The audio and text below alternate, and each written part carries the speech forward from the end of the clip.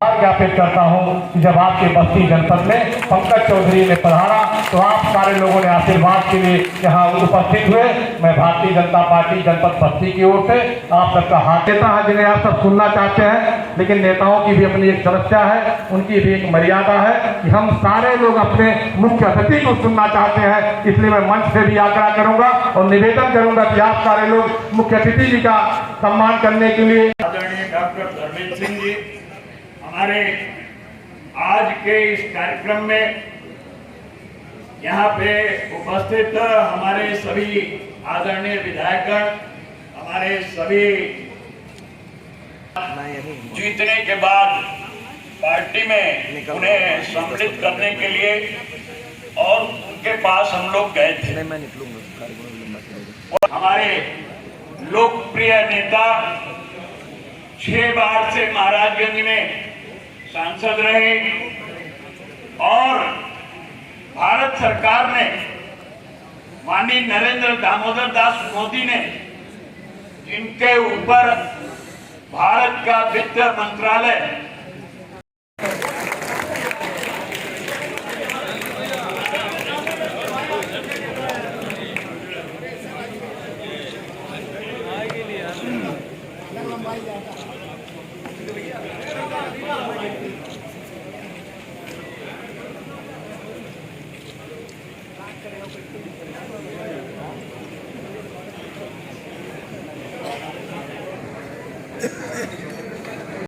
जी से निवेदन करूंगा कि सर आप आए और आज के माननीय मुख्य अतिथि जी का स्वागत करें।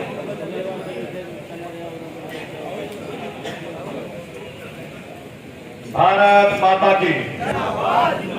नरेंद्र मोदी पंकज चौधरी, पंकज चौधरी हरीश द्विवेदी, स्वतंत्र देव सिंह डॉक्टर धर्मेंद्र सिंह जी, जेपी नड्डा पतन देव जी। भारत आज जन आशीर्वाद यात्रा जो बस्ती में प्रवेश की वह काम करके दिखाएगी जो लोग कल्पना नहीं कर सकते थे।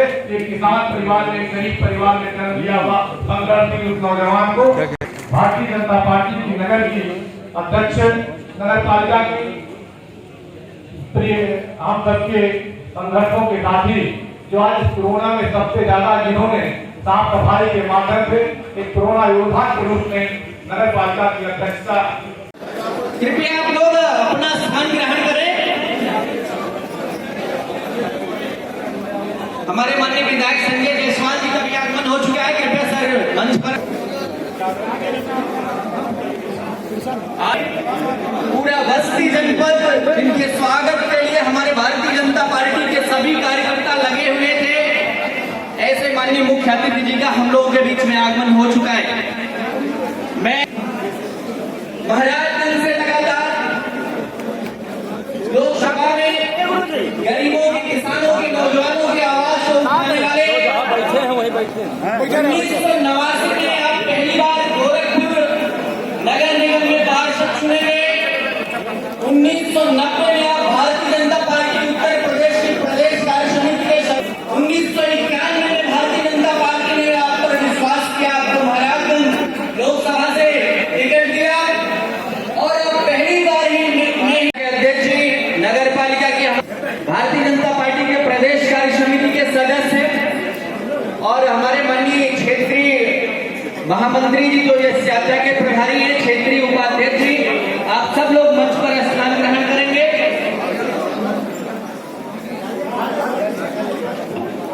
बाकी लोगों से मेरा निवेदन है कि कृपया मंच से नीचे चले जाएं और यहाँ की व्यवस्था में सहयोग करें। 14 के चुनाव में भी आपने भारतीय जनता पार्टी की जीत का परचम फहराया और 2019 के चुनाव में 6वीं बार जो महाराजगंज लोकसभा से चुनाव जीत करके आप संसद में पहुंचे। वर्तमान में आप भारत सरकार के केंद्रीय वित्त राज्य मंत्री हैं और देश के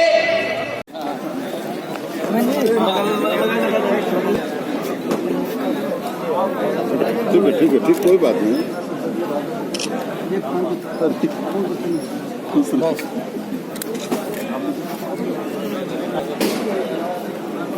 राज्य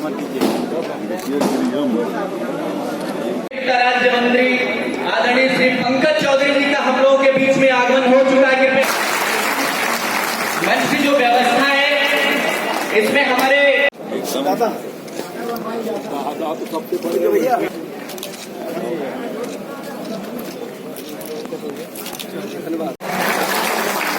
हम लोगों के बीच में आज के इस कार्यक्रम में जिनके मार्गदर्शन में, जिनके नेतृत्व में लगातार भारतीय जनता पार्टी गोरखपुर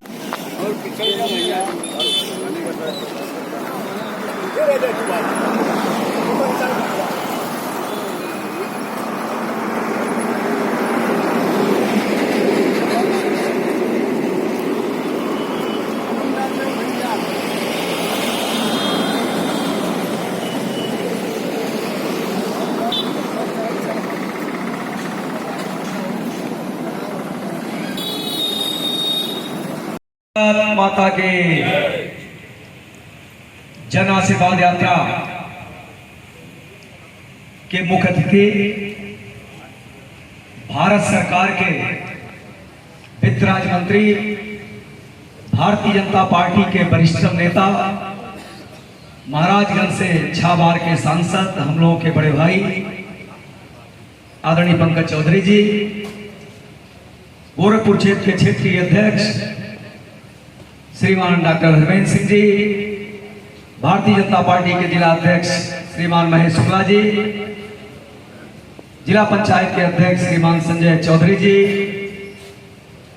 श्यामदेव पनियरा से विधायक और सभापति प्राक्कलन समिति के हमारे ज्ञानेंद्र सिंह जी, फरिंदा के विधायक बजरंगी सिंह जी, महाराजगंज के विधायक जय मंगल जी, हरैया के विधायक अजय सिंह जी, कप्तानगंज के विधायक सीपी शुक्ला जी, रुदौली के विधायक संजय जायसवाल जी, सदर के विधायक जयराम चौधरी जी, महादेवा के विधायक रवि सोनकर जी, भारतीय जनता पार्टी के पूर्व क्षेत्रीय अध्यक्ष अश्विया शुक्ला जी, पूर्व क्षेत्रीय अध्यक्ष विजय सेन सिंह जी, भारतीय जनता पार्टी के नगर पालिका की अध्यक्षा महोदया, अन्य सभी भारतीय जनता पार्टी के वरिष्ठ नेतागण, इस अभिनंदन समारोह में बस्ती के अलग अलग क्षेत्रों से आए हुए सभी सम्मानित बुजुर्गों, नौजवान मित्रों, माताएं, बहनें, पत्रकार भाइयों, सर्वप्रथम मैं अपनी तरफ से आप सबकी तरफ से बस्ती की पुण्यभूमि पर आदरणीय पंकज चौधरी जी का हार्दिक स्वागत और अभिनंदन करता हूं। और जिस प्रकार का उत्साह बस्ती की सीमा में प्रवेश करने से लेकर के और यहां तक बस्ती के लोगों ने, आम जनमानस ने दिखाया है, मैं बस्ती के आम जनमानस का भी आभार व्यक्त करता हूं कि आप सबने जो स्नेह प्यार आदरणीय पंकज चौधरी जी को और भारतीय जनता पार्टी को दिया है, उसके लिए हम सब रेडी हैं। मित्रों, आदरणीय पंकज चौधरी जी के बारे में तमाम वक्ताओं ने अपनी अपनी बात रखी और बहुत सारी जानकारी दी। मैं 95 से गोरखपुर में काम करता था, विद्यार्थी परिषद में काम करता था। उस समय पंकज जी एमपी हो गए थे और विद्यार्थी परिषद में जब हम लोग काम करते थे, बड़ी क्राइसिस होती थी, बड़ी क्राइसिस होती थी। हमारे बजरंगी भाई को पता होगा, बजरंगी भाई उससे पार्टी में थे, लेकिन ये भी बड़ी मदद करते थे हम लोग। तो हम लोग जब सूची बनाते थे, धर्मेंद्र सिंह जी उस समय हम संगठन मंत्री थे, धर्मेंद्र सिंह जी महानगर के मंत्री थे, तो उस समय हम लोग जब सूची बनाते थे कि सबसे ज्यादा मदद कहां से मिलेगी, तो उस समय उस सूची में पहला नाम अगर कोई होता था तो पंकज चौधरी जी का और प्रदीप चौधरी जी का होता था। भारतीय जनता पार्टी के गांव के जो बूथ अध्यक्ष है उनका राज होगा, किसी दूसरे का ठेकेदार का राज नहीं होगा। मैंने कहा आज सांसद जी से मैंने खुली चुनौती दिया कि किसी का नहीं मानेंगे, हम अपने पार्टी के वर्करों का मानेंगे, अपने कार्यकर्ताओं का मानेंगे। माननीय सांसद जी, खुली छूट है, पूरे कार्यकर्ताओं का सम्मान करिए। बहुत बहुत धन्यवाद। उन्होंने पूर्वांचल का खाता खोल दिया केंद्रीय मंत्री के रूप में। मैं पंकज चौधरी जी का मंच से बहुत स्वागत, अभिनंदन, वंदन करता हूं। उम्मीद करता हूं कि पूर्वांचल की माटी में पूर्वांचल को वित्त मंत्रालय से ज्यादा खजाना मिलेगा और इस खजाने से हम पूर्वांचल का विकास कर पाएंगे। मेरी ढेर सारी शुभकामनाएं हैं। धन्यवाद। जय हिंद। भारत सरकार के वित्त राज्य मंत्री श्रीमान पंकज चौधरी जी मंच पे विराजमान है। तो एक बार जोरदार ढंग से जरा ताली बजा के आप स्वागत करिए।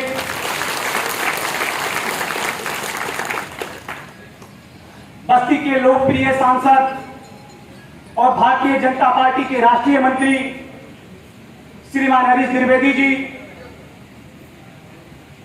गोरख क्षेत्र के क्षेत्रीय अध्यक्ष श्रीमान धर्मेंद्र सिंह जी, बस्ती के कार्यकर्ताओं के ऊर्जा के स्रोत श्रीमान महेश शुक्ला जी।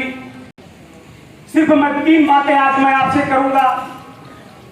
वह यह है कि कांग्रेस और वामपंथियों ने लगातार कहा कि रामलला हम आएंगे, मंदिर वहीं बनाएंगे, तारीख नहीं बताएंगे, लेकिन 5 सितंबर को 5 अगस्त को भारत के यशस्वी प्रधानमंत्री जी ने जो अपना यह वादा पूरा किया, उससे उनके मुंह पे गोदरेज का जो ताला लगा उसका कोई जोड़ और तोड़ नहीं है, क्या मैं आपको बताना चाहता हूं।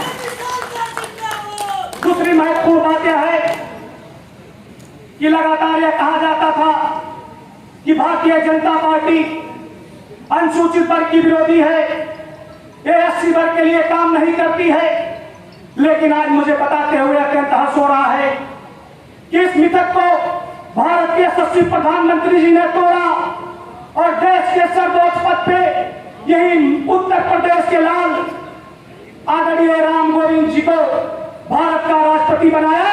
एक दूसरा मिथक भी टूटा, यह मैं आपको बताना चाहता हूं। तीसरा मिथक क्या था कि भारतीय जनता पार्टी पिछड़ों की विरोधी है, आरक्षण समाप्त करना चाहती है। मैं आपको बताना चाहता हूं कि देश में जो कभी नहीं हुआ वह भारतीय जनता पार्टी ने किया। ओबीसी कोटे से 27 मंत्री भारत के यशस्वी प्रधानमंत्री जी ने बना के यह साबित कर दिया कि सबका साथ सबका विकास कैसे किया जाता है, यह मैं आपको बताना चाहता हूं। कि पूर्वांचल में किसानों की लड़ाई आपने हमेशा लड़ी है, गरीबों की भी लड़ाई लड़ी है, और जिसका नतीजा रहा है कि उत्तर प्रदेश में सरकार किसी की रही हो, लेकिन महाराजगंज में सांसद पंकज चौधरी होंगे, वहां की जनता नहीं मिलेगी। ऐसे ऊर्जावान और कर्मठ वित्त राज्य मंत्री जी का पुनः मैं बस्ती तरफ से स्वागत करता हूं। मंच पर बैठे हुए हमारे आज ही अटल जी की पुण्यतिथि है और अटल जी ने कहा था क्या हार में क्या जीत में किंचित नहीं भयभीत में, कर्तव्य पथ पर जो मिला यह भी सही वह भी सही, हार नहीं मानूंगा। क्या नहीं, वरदान नहीं मानूंगा, हो कुछ भी लेकिन हार नहीं मानूंगा। मैं बस्ती जिले की पवित्र भूमि पर आदरणीय मुख्य अतिथि केंद्रीय मंत्री लगातार 6 बार के सांसद आदरणीय पंकज चौधरी जी का मैं हार्दिक बंधन अभिनंदन करता हूँ। आदरणीय राष्ट्रीय मंत्री जी, माननीय सांसद जी, आदरणीय क्षेत्रीय अध्यक्ष जी, आदरणीय जिला अध्यक्ष जी, माननीय सभी विधायक, सभी हमारे पूर्व क्षेत्रीय अध्यक्ष, सभी पूर्व जिला अध्यक्ष, सभी हमारे जिला पंचायत के सदस्य, सभी हमारे प्रमुख, सभी ज्येष्ठ कार्यकर्ता। ने कहा गया कि आज आपका प्रथम पड़ाव है और आप बहुत सौभाग्यशाली आदरणीय मंत्री जी कि बस्ती की इतनी पवित्र भूमि है कि यहाँ भी 84 कोशिश परिक्रमा का प्रथम पड़ाव मगधाम अखौरा है, जो भगवान श्री राम की सुप्रेश जगतबली है। आपको भगवान श्री राम की प्रथम पड़ाव स्थल पर 84 कोशिश परिक्रमा के प्रथम पड़ाव स्थल पर हम सभी बस्तीवासी, हरैया घाटी, मगधाम के वासी आपका स्वागत करते हैं, आपका वंदन करते हैं, आपका अभिनंदन करते हैं। बीच में पधारे भारत सरकार में केंद्रीय वित्त राज्य मंत्री परम आदरणीय पंकज चौधरी जी का मैं अपनी तरफ से, पूरे मंच की तरफ से, आप सब लोगों की तरफ से सबसे पहले बहुत बहुत हार्दिक स्वागत करता हूं, वंदन करता हूं, वंदन करता हूं। आज इस कार्यक्रम की अध्यक्षता कर रहे हमारे जिलाध्यक्ष आदरणीय महेश शुक्ल जी, हमारे बस्ती जनपद के यशस्वी लोकप्रिय सांसद और भारतीय जनता पार्टी के राष्ट्रीय मंत्री आदरणीय हरीश द्विवेदी जी, हमारे यशस्वी क्षेत्रीय अध्यक्ष आदरणीय धर्मेंद्र जी, हमारे जिले के जिला पंचायत अध्यक्ष आदरणीय संजय चौधरी जी सहित हमारे विधानसभा के समस्त साथीगण, हमारे प्राक्कलन समिति के सभापति आदरणीय ज्ञानेन्द्र सिंह जी, हमारे साथ विधानसभा में सचेतक के रूप में, जैसा आप जानते हैं, मैं हमारे पंकज जी, हमारे माननीय मंत्री जी, आपको जो प्रभार मिला है, जो दायित्व मिला है, वो वृत्त का मिला है, तो मुझे तो प्रसन्नता इस बात की है कि एक चार्टर्ड अकाउंटेंट के रूप में मुझे आप जैसा ऐसे ऊर्जावान और मंत्री मिले हैं। निश्चित रूप से वित्त का कितना महत्व है मैं समझ सकता हूं, क्योंकि मैं भी उसी विधा से हूं। तो निश्चित रूप से वित्त तो सबके परिवार की बात है, बिना वित्त के कुछ होने वाला नहीं है। तो ऐसे हमारे, मैं तो अपने सुश्री प्रधानमंत्री जी को धन्यवाद करना चाहूंगा। और आज जिस प्रकार जन आशीर्वाद रैली में पूरा बस्ती, हमारे बस्ती के सारे लोग उमड़ करके और जिस प्रकार का स्वागत हुआ है, हम और माननीय सांसद जी लोग, हम सब लोग उस पर गाड़ी पर थे। तो कभी कभी ऐसा होता है, राजनीति में, लोकसभा की राजनीति में आया, और ये सही है कि जिस जिम्मेदारी को पार्टी ने मुझे दिया, उस जिम्मेदारी को मैं बखूबी निभाने का प्रयास किया। और जो सुधा जी ने कहा है कि मैं कभी लालसा नहीं रखता, कभी इच्छा नहीं रखता। हमारे सहयोगी, हमारे परिवार के लोग इस चीज को लेकर कभी कभी दुखी भी हो जाते, लेकिन मेरे सेहत में कोई फर्क नहीं पड़ता था, क्योंकि मैं जितने में हूं उतने में खुश रहना जानता हूं। और मेरी 30 साल से आदत है कि जिस क्षेत्र के लिए मुझे 8 बार लोकसभा का टिकट दिया, ये कम पार्टी ने विश्वास नहीं किया। और वहां की जनता और कार्यकर्ता मुझको चुनकर भेजते थे, तो निश्चित तौर से मेरा कर्तव्य था कि उनके बीच में मैं काम करूं, उनको सम्मान दूं, उनके बीच में रहूं। यही मेरी आदत है। आज थोड़ी दिक्कत हो रही है, क्योंकि आदत अब बदलनी पड़ेगी। तब से मैं राजनीति में हूं कि 1 महीना 14 दिन बीत गया है, अभी क्षेत्र नहीं जा पाया, और कल भी नहीं जा पाऊंगा। परसों कहीं अपने क्षेत्र में मैं पहुंचूंगा, जो मुझको सबसे ज्यादा खटक रहा है। लेकिन अगर मुझे काम करने का अवसर पार्टी ने दिया है, तो जिस दायित्व का निर्वहन करने के लिए मुझे दिया है, क्योंकि बहुत बड़ा पद होता है और पद नहीं होता है, उस पद के दायित्व को समझना पड़ेगा। और जो मंत्रालय मेरा है, वो निश्चित तौर से हमें काफी समय दिल्ली में देना पड़ेगा, ऑफिस में देना पड़ेगा, मंत्रालय में देना पड़ेगा। सरकार की हालत खराब है, सरकार अगली फराने आने वाली है। जब सपा बसपा का गठबंधन लोकसभा में हुआ था, तो हम सब लोग सेंटर हॉल में बैठते थे और सब कोई घबराया हुआ था, क्या होगा। सपा बसपा दोनों मिल गई। मैं और हरीश, मनोज सिन्हा, ऐसे 3-4 लोग थे जो हम लोग ग्राउंड लेवल पे काम करते, जाम जनता के बीच में रहते, और हम लोग सेंटर हॉल में बहस करते कि क्या होगा, सपा बसपा की मिल जाने से क्या होगा। क्योंकि भारत का चुनाव नेता पे होता है, राष्ट्रीयता पे होता है। और जब भारत की देश की जनता चाहे जैसे भी हो, जाति धर्म के आधार पर बढ़ती हो, लेकिन जब देश का सवाल आता है, तो भारतवर्ष की जनता से बड़ा राष्ट्रभक्त भी नहीं कोई। और जब भारत का सवाल आएगा, मेरा यही तर्क होता था कि एक तरफ मोदी जी होंगे और एक तरफ उनके घुटने के नीचे रहने वाले सभी नेता होंगे। देश की जनता मोदी जी को वोट देगी, ये सपा बसपा का गठबंधन नहीं चलने पाएगा। और अंत में, उस समय तो हम लोग लड़ते थे, डरते भी थे, और अंत में रिजल्ट वही हुआ। ठीक उसी प्रकार से उत्तर प्रदेश में केवल ट्विटर से लड़ाई होगी, मीडिया में न्यूज देकर लड़ाई होगी। हम दिल्ली के सरकार में हैं, हम उत्तर प्रदेश के सरकार में, लेकिन भारतीय जनता पार्टी का कार्यकर्ता एक दिन भी बैठने का मौका नहीं पाता है, दिन रात जनता का सेवा करता है। यहां तक कि जब कोविड का जमाना आया तो भी हमारे सांसद, हमारे विधायक, हमारे कार्यकर्ता जान पे जान हथेली पर लेकर के आम जनता का सेवा करने का काम किया। कोई खाना देने का काम किया, कोई पहुंचाने का काम किया, कोई चप्पल देने का काम किया, कोई पानी पिलाने का काम किया। जनता में आपको काम करना पड़ेगा। और भारतीय जनता पार्टी कभी जाति के आधार पर राजनीति नहीं की। मैं भी पिछड़ी जाति से 8 बार मुझे भारतीय जनता पार्टी ने रिजेक्ट, 61 में कांग्रेस सरकार उसको रिजेक्ट करती, फिर 79 में मंडल कमीशन बना,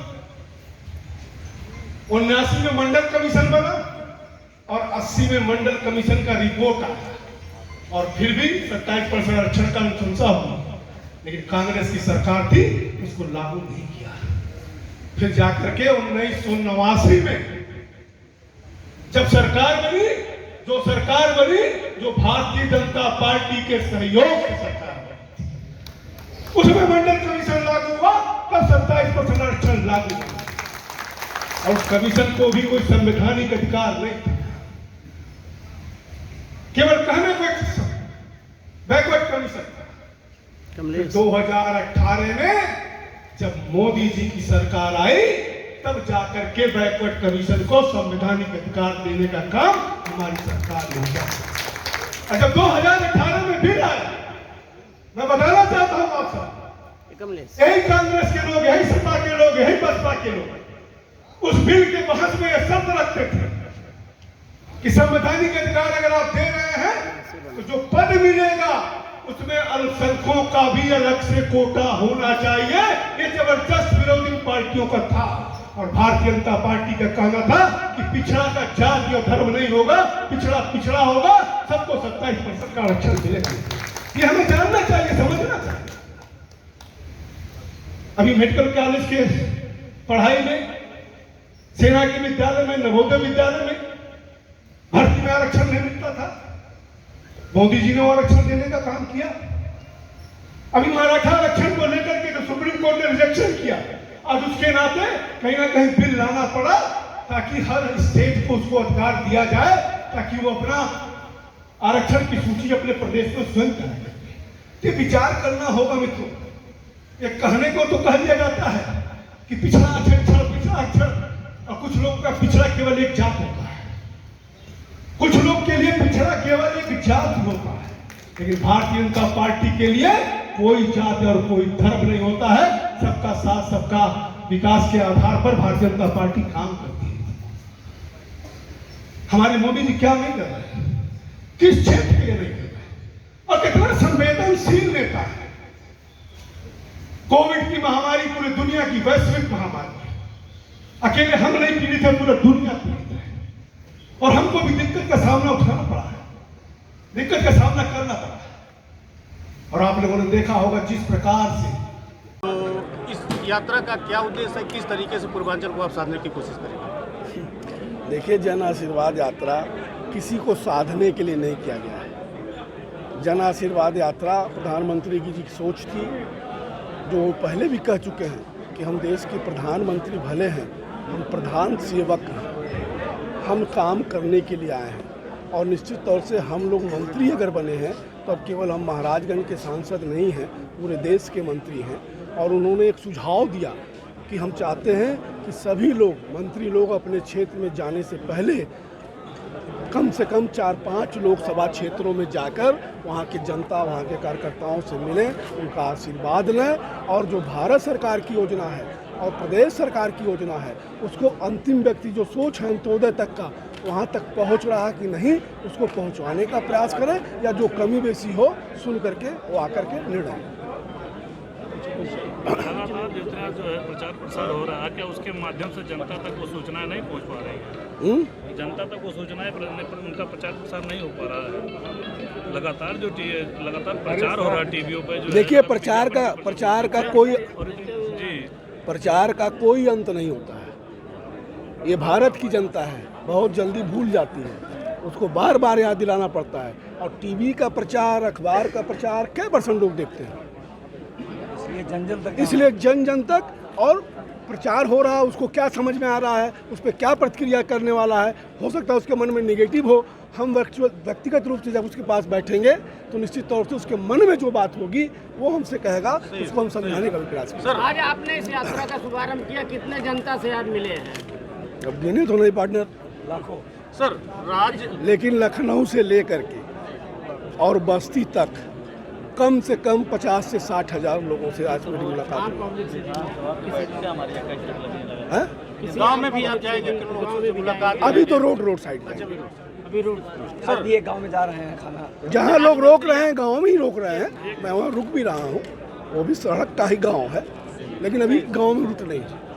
आप वित्त राज्य मंत्री बने हैं तो माना जाता है सारे बैंकों के सीईओ की तरह के आप जो है सीईओ हैं, ये आपके उसके अंतर्गत आता है। तो जो बैंकों में सर जो यहाँ योजनाएं हैं, जिनको ये लोन देना है या नहीं देना, उन तक नहीं पहुँच पा रहा है। कई बैंक ऐसे 200 करोड़ की योजना बस्ती में रखी गई, लेकिन उन लाभार्थियों को लोन नहीं मिल पा रहा। उसके लिए आप क्या करेंगे? निश्चित तौर से अब पूर्वांचल मेरी प्राथमिकता होगी।